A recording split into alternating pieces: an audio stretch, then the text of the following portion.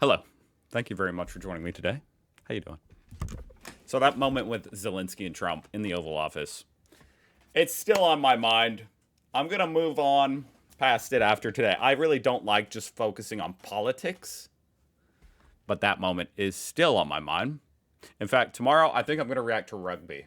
That's what I've decided. But today, since it's still top of my mind, I'm going to react to European leaders back Zelensky after the Trump clash. And I mean, typically I don't even like portray any kind of political views on this channel, but I honestly don't even consider this very political. I just think this was a total embarrassment. I think that's kind of objective. This is by a small and up-and-coming YouTube channel, the BBC News. Check them out, link down below. Okay. Let's do it. I'm just really curious what the European leaders have said about the whole ordeal. Let's do it. President Zelensky is preparing to travel to London for a summit of European leaders on Sunday after he clashed with President Trump and Vice President J.D. Vance in an extraordinary shouting match on a visit to the Oval Office. President Trump accused the Ukrainian leader of gambling with World War III and of not being grateful for the support of the US. President Zelensky made it clear there should be no compromises with President Putin.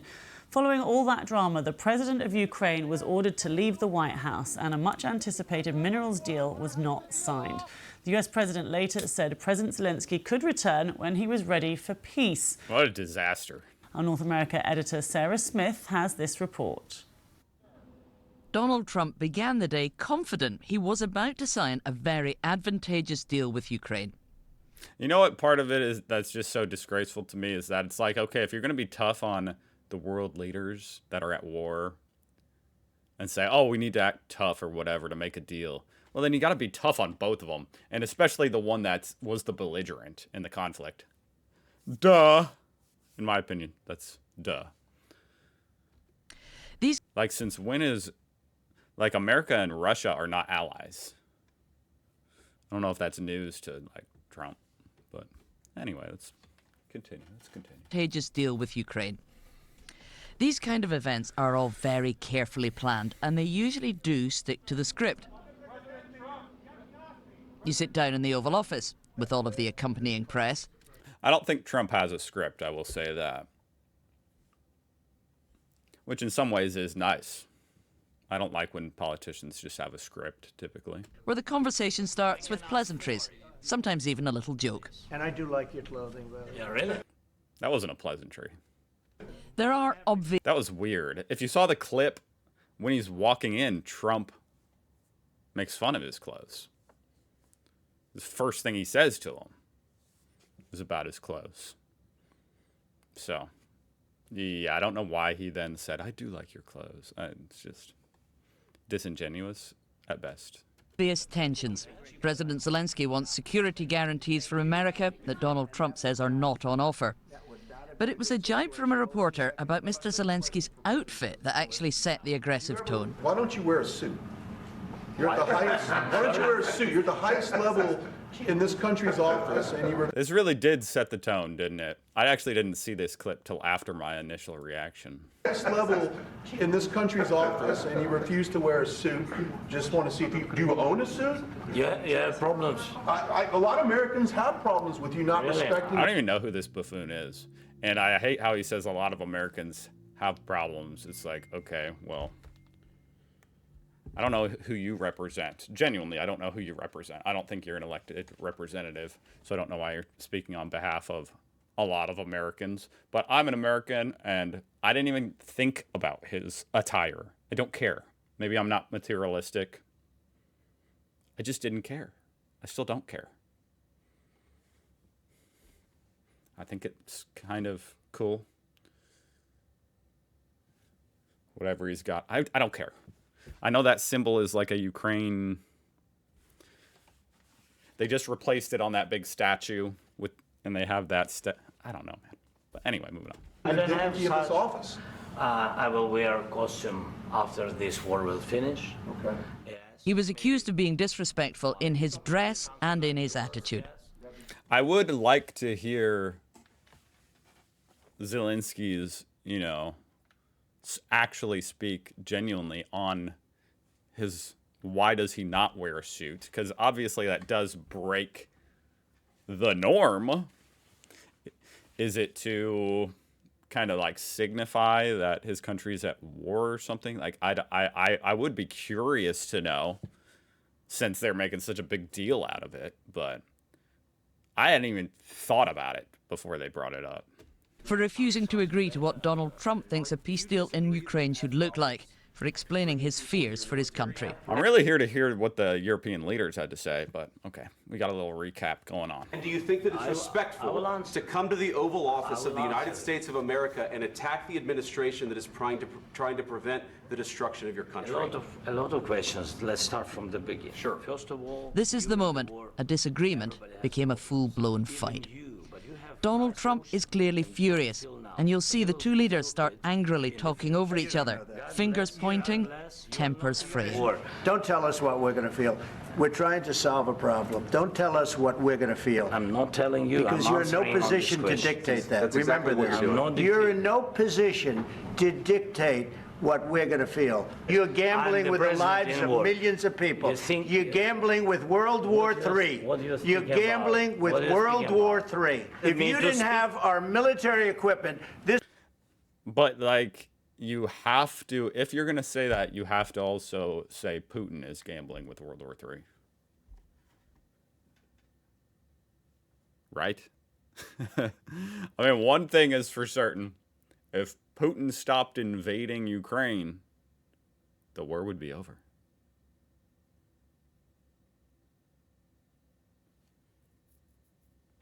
This war would have been over in 2 weeks. In 3 okay? days, I heard it from Putin. In 3 days, this is something Maybe new. less. In 2 weeks, of course, yes. It's going to be a very hard thing to do business like this. They obviously cannot agree on a ceasefire like this.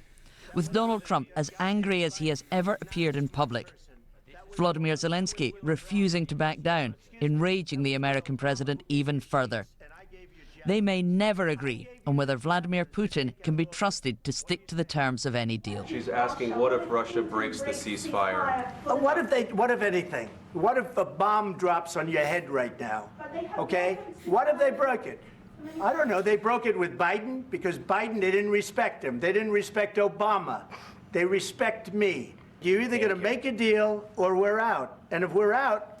So in 3 years when you're gone, even under your own logic, what happens in 3 years when you're gone?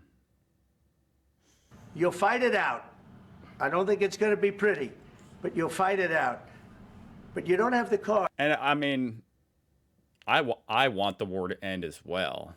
I mean, I don't even like to be opinionated about this type of thing. I don't think anyone likes most people don't like the war other than people profiting off war. But,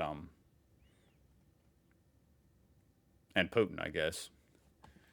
Well, he probably doesn't like it either. He'd rather just win. But it's like, what are you even implying? Like, what's the end goal? What happens when your term's over? I don't know.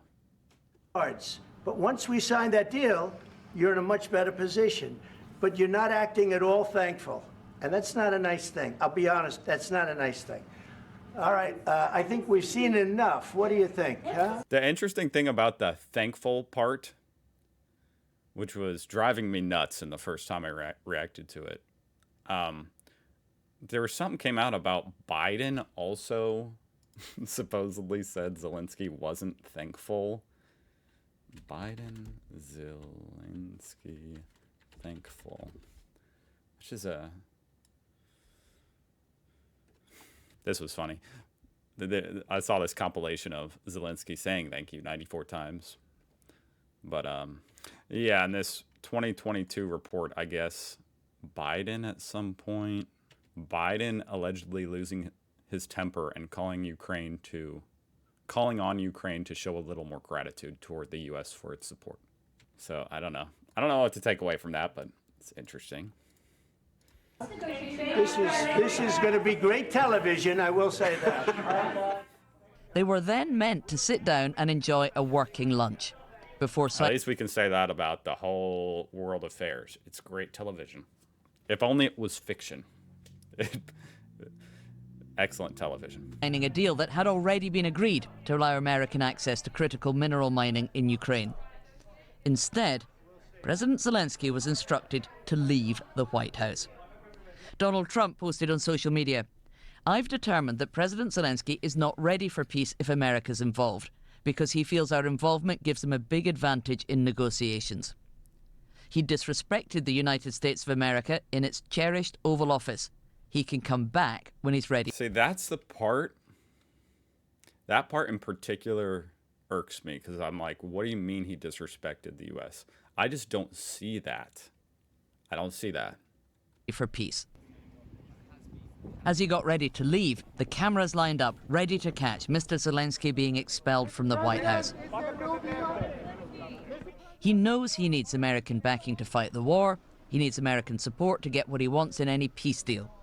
Right now, he's made an enemy of the one man he really needs as an ally. Sarah Smith, BBC News, Washington.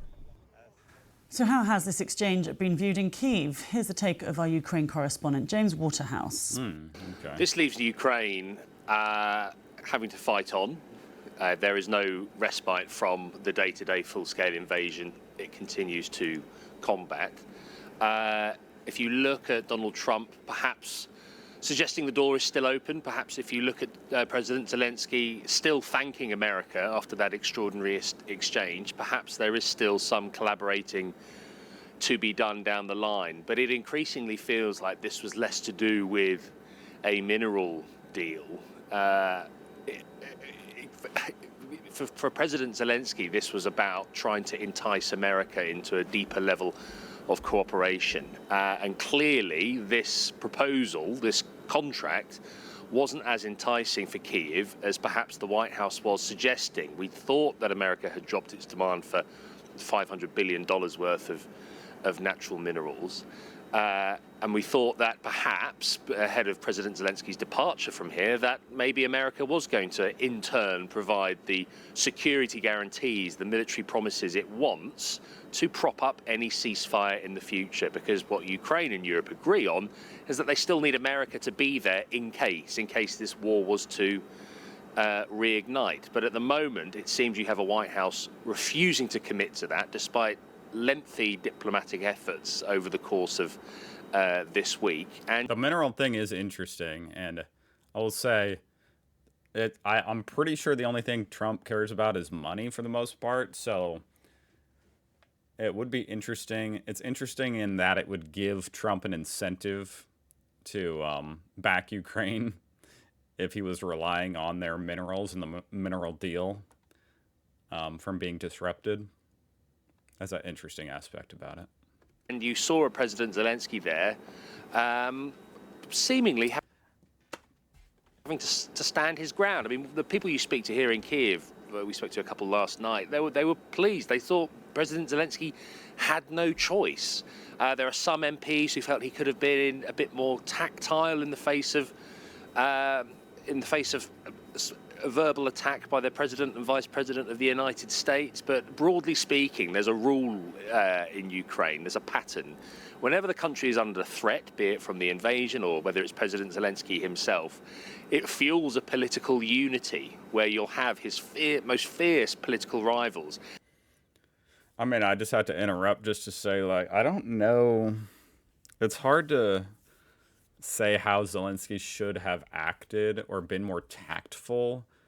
It's like he was put into this weird scenario where he's on national TV and clearly there's animosity in the air, and you've got this, random reporter making fun of how you are dressed, and then obviously Vance comes on and is like arguing at him. It's like he's clearly been put on his back feet, and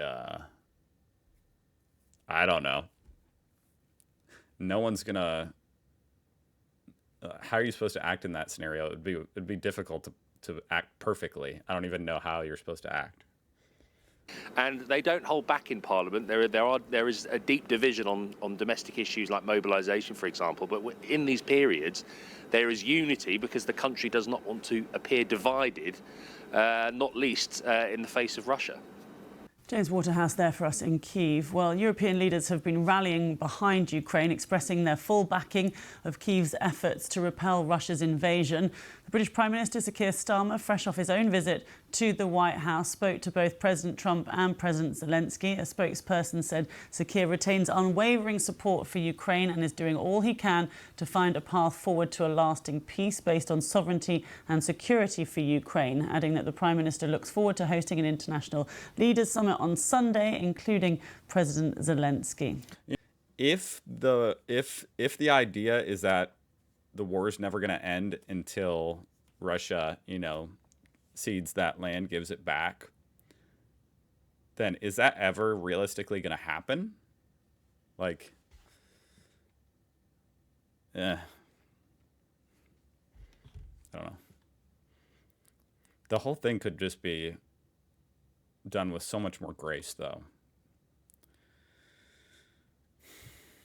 A string of other US allies, including France, Germany and Poland, also issued statements of support. The French President Emmanuel Macron said on X that there is an aggressor, Russia, and there is a... That's always seems to be forgotten by Trump, conveniently. It's like, oh, Ukraine wants a forever war. Well, what about Russia? How can you say that when the belligerent is Russia? I don't get it. Victim, Ukraine.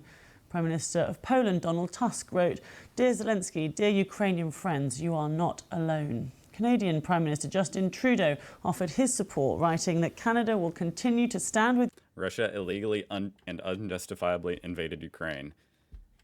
Yeah, I feel like that's Prime Minister... that's the part that needs to be repeated, because somehow it's being forgotten. Justin Trudeau offered his support, writing that Canada will continue to stand with Ukraine and Ukrainians in achieving a just and lasting peace. Like, even if you don't like Zelensky for whatever reason, and if you think they need to compromise an end to the war, how are you going to pretend like Russia didn't start the war? Like, that's just insane. It's wrong. Whoever asked that question about a suit is an absolute clown. I agree. Disgraceful. Genuinely disgraceful. If you think him not wearing a suit is disgraceful, you asking that is 100 times more disgraceful. Anyway, yeah, I'm going to react to some rugby tomorrow. Thank you for watching. I'll see you guys tomorrow.